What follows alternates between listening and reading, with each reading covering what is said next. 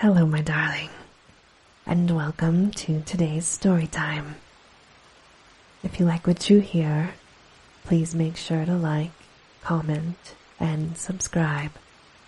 And now, on with our story time. Mr. Samsa, shouted the middle gentleman to Gregor's father, pointing, without wasting any more words, with his forefinger at Gregor as he slowly moved forward. The violin went silent. The middle of the three gentlemen first smiled at his two friends, shaking his head, and then looked back at Gregor. His father seemed to think it more important to calm the three gentlemen before driving Gregor out, even though they were not at all upset and seemed to think Gregor was more entertaining than the violin playing had been. He rushed up to them with his arms spread out and attempted to drive them back into their room at the same time as trying to block their view of Gregor and his body.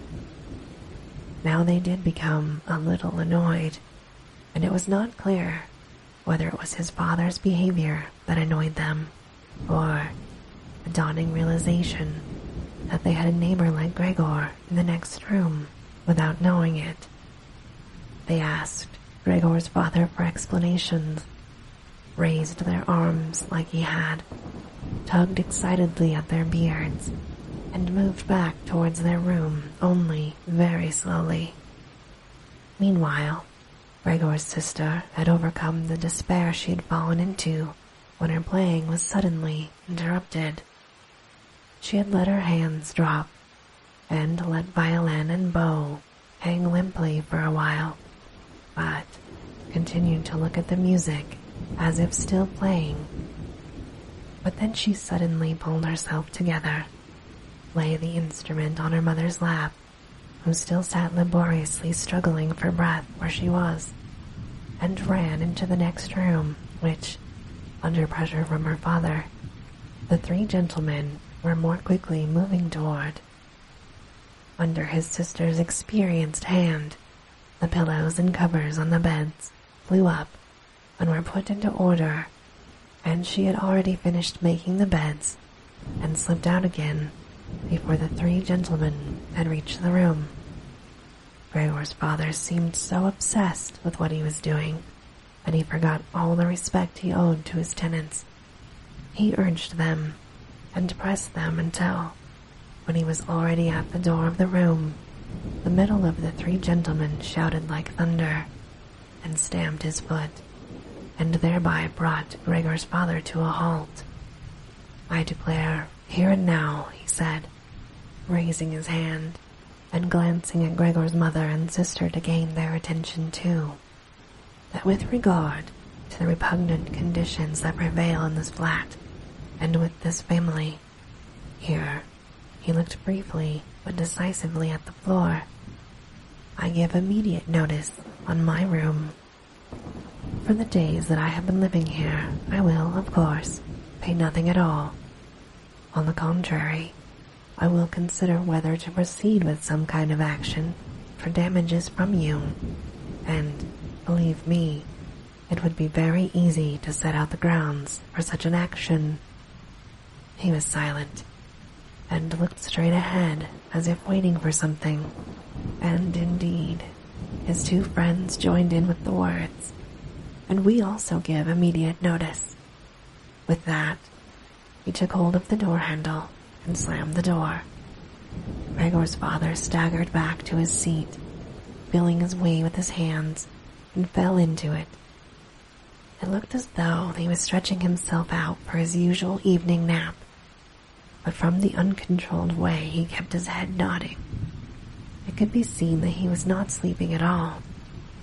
Throughout all this, Gregor had lain still where the three gentlemen had first seen him. His disappointment at the failure of his plan, and perhaps also because he was weak from hunger, made it impossible for him to move. He was sure that everyone would turn on him at any moment, and he waited. He was not even startled out of this state, when the violin on his mother's lap fell and landed loudly on the floor. "Father, mother," said his sister, hitting the table with her hand as introduction. "We can't carry on like this. Maybe you can't see it, but I can. I don't want to call this monster my brother. All I can say is, we have to try and get rid of it.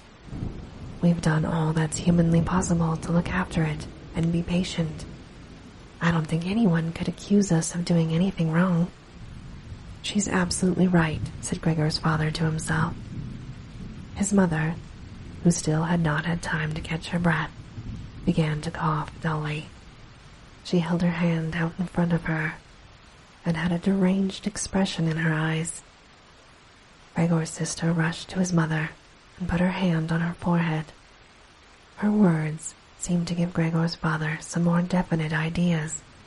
He sat upright, played with his uniform cap between the plates left by the three gentlemen after their meal, and occasionally looked down at Gregor as he lay there, immobile. "We have to try and get rid of it," said Gregor's sister, now speaking only to her father, as her mother was too occupied with coughing to listen. "It'll be the death of both of you. I can see it coming. We can't all work as hard as we have to, and then come home to be tortured like this. I can't endure it. And I can't endure it any more." And she broke out so heavily in tears that they flowed down the face of her mother, and she wiped them away with mechanical hand movements. "My child," said her father with sympathy and obvious understanding, "what are we to do?" His sister just shrugged her shoulders as a sign of helplessness, and tears that had taken hold of her, displacing her earlier certainty. "If he could just understand us," said his father, almost as a question. His sister shook her hand vigorously through her tears as a sign that of that there was no question. "If he could just understand us," repeated Gregor's father, closing his eyes in acceptance of his sister's certainty, "then perhaps we could come to some kind of arrangement with him. But as it is—" "I've got to go," shouted his sister. "That's the only way, Father. You've got to get rid of the idea that that's Gregor. We've only harmed ourselves by believing it for so long. How can that be Gregor? If it were Gregor, he would have seen long ago that it's not possible for human beings to live with an animal like that, and he would have gone of his own free will. We wouldn't have a brother anymore, then, but we could carry on with our lives and remember him with respect. As it is, this animal is persecuting us. It's driving out our tenants. It obviously wants to take over the entire flat and to force us to sleep on the streets. Father, look. Just look." She suddenly screamed. "He's starting again." In her alarm, which was totally beyond Gregor's comprehension, his sister even abandoned his mother. She pushed herself vigorously out of her chair, as if more willing to sacrifice her own mother than stay anywhere near Gregor. She rushed over to behind her father, who had become excited merely because she was up and stood, half raising his hands in front of Gregor's sister, as if to protect her. But Gregor had no intention of frightening anyone, least of all his sister. All he had done was begin to turn around so that he could go back to his room, although that was in itself quite startling, as his pain-racked condition meant that turning round required a great deal of effort, and he was using his head to help himself do it, repeatedly raising it and striking it against the floor. He stopped and looked around. They seemed to have realized his good intention and had only been alarmed briefly. Now, they all looked at him in unhappy silence. His mother lay in her chair with her legs outstretched, and pressed against each other, her eyes nearly closed with exhaustion. His sister sat next to his father, with her arms around his neck. Maybe now they'll let me turn around, thought Gregor, and he went back to work. He could not help panting loudly with the effort, and sometimes to stop and take a rest. No one was making him rush anymore. Everything was left up to him. As soon as he had finally finished turning round, he began to move straight ahead.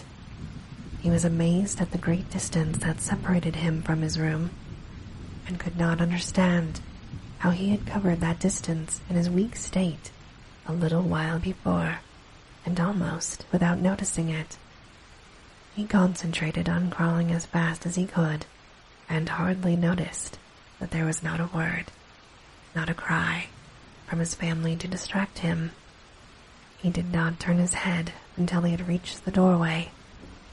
He did not turn it all the way around, as he felt his neck becoming stiff, but it was none the less enough to see that nothing behind him had changed. Only his sister had stood up.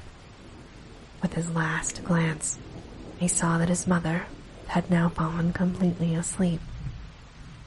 He was hardly inside his room before the door was hurriedly shut, bolted, and locked. The sudden noise behind Gregor so startled him that his little legs collapsed under him. It was his sister, who had been in so much of a rush. She had been standing there, waiting, and sprung forward lightly. Gregor had not heard her coming at all, and as she turned the key in the lock, she said loudly to her parents, "At last." What now, then? Gregor asked himself as he looked around in the darkness. He soon made the discovery that he could no longer move at all. This was no surprise to him. It seemed rather that being able to actually move around on those spindly little legs until then was unnatural. He also felt relatively comfortable. It is true that his entire body was aching, but the pain seemed to be slowly getting weaker and weaker, and would finally disappear altogether. He could hardly feel the decayed apple in his back or the inflamed area around it, which was now entirely covered in white dust. He thought back of his family with emotion and love. If it was possible, he felt that he must go away even more strongly than his sister. He remained in this state of empty and peaceful rumination until he heard the clock tower strike 3 in the morning. He watched as it slowly began to get light everywhere outside the window.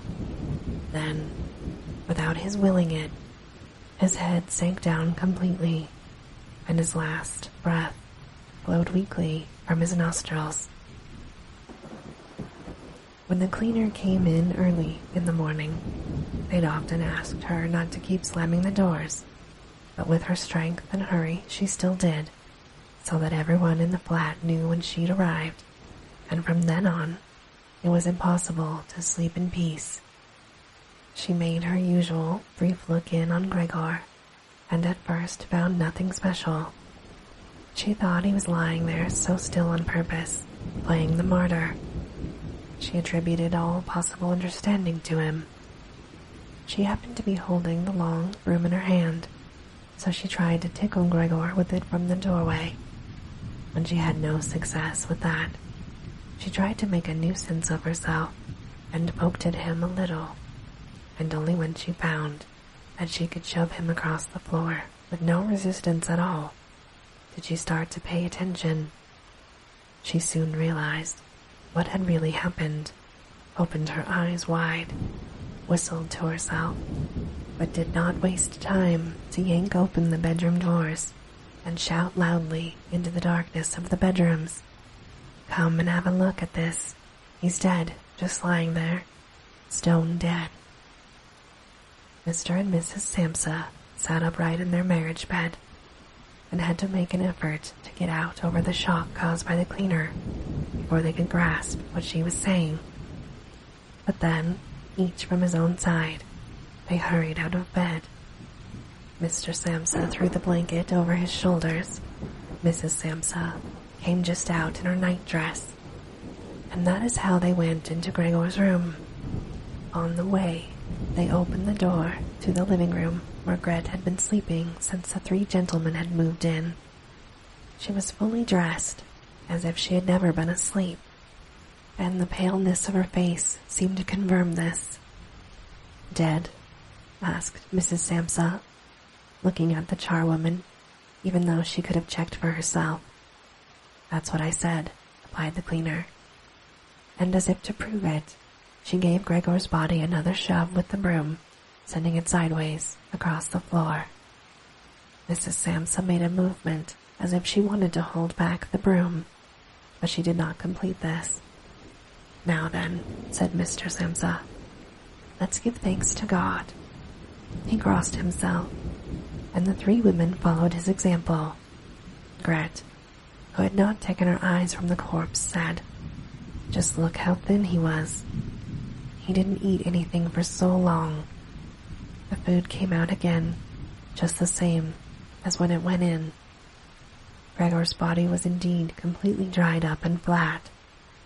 They had not seen it until then, but now he was not lifted up on his little legs, nor did he do anything to make them look away. "Gret, come with us in here for a little while," said Mrs. Samsa. Her smile was pained, and Gret followed her parents into the bedroom, but not without looking back at the body. The cleaner shut the door and opened the window wide. Although it was still early in the morning, the fresh air had something of a warmth mixed in with it. It was already the end of March, after all. The three gentlemen stepped out of their room and looked round in amazement for their breakfasts. They had been forgotten about. "Where is our breakfast?" the middle gentleman asked the cleaner irritably. She just put her finger on her lips and made a quiet and silent sign to the men. They might like to come into Gregor's room. They did so, and stood round Gregor's corpse with their hands in their pockets. It was now quite light in the room. Then the door of the bedroom opened, and Mr. Samsa appeared in his uniform with his wife on one arm and his daughter on the other. All of them had been crying a little. Gret now and then pressed her face against her father's arm. "Leave my home, now," said Mr. Samsa, indicating the door without letting the women from him. "What do you mean?" asked the middle of the three gentlemen. He smiled sweetly. The other two held their hands behind their backs and continually rubbed them together in gleeful anticipation of a loud quarrel which could only end in their favor. "I mean just what I said," answered Mr. Samsa, and, with his two companions, went in a straight line towards the man. At first, he stood there still, looking at the ground as if the contents of his head were rearranging themselves into new positions. "All right, we'll go then," he said. He looked up at Mr. Samsa, as if suddenly overcome with humility. Mr. Samsa merely opened his eyes wide and briefly nodded to him several times. At that, and without delay, the man actually did take long strides into the front hallway. His two friends had stopped rubbing their hands some time before and had been listening to what was being said. Now, they jumped off after their friend, as if taken with a sudden fear that Mr. Samsa might go into the hallway in front of them and break the connection with their leader. Once there, all three took their hats from the stand, took their sticks from the holder, bowed without a word, and left the premises. Mr. Samsa and the two women followed them out onto the landing, but they had no reason to mistrust the men's intentions, and as they leaned over the landing, they saw how the three gentlemen made slow but steady progress down the many steps. As they turned the corner on each floor, they disappeared, and would reappear a few moments later. The further down they went, the more that the Samsa family lost interest in them.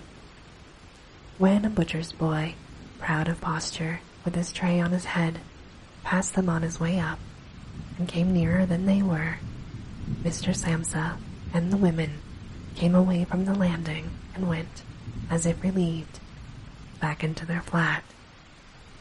They decided the best way to make use of that day was for relaxation and to go for a walk. Not only had they earned a break from work, but they were in serious need of it. So they sat at the table and wrote 3 letters of excusal. Mr. Samsa to his employers, Mrs. Samsa to her contractor, and Gret to her principal. The cleaner came in while they were writing to tell them she was going. She'd finished her work for that morning. The 3 of them at first just nodded, without looking up from what they were writing, and it was only when the cleaner stood still that they looked up in irritation.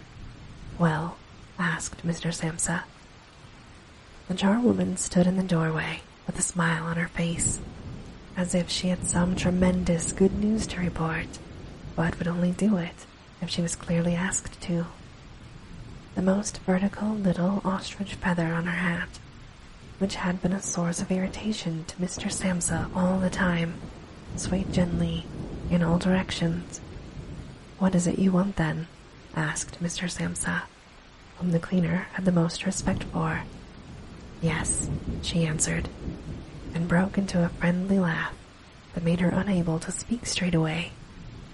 "Well then, that thing in there, you needn't worry about how you're going to get rid of it. That's all been sorted out." Mrs. Samsa and Gret bent down over their letters as if intent on continuing with what they were writing.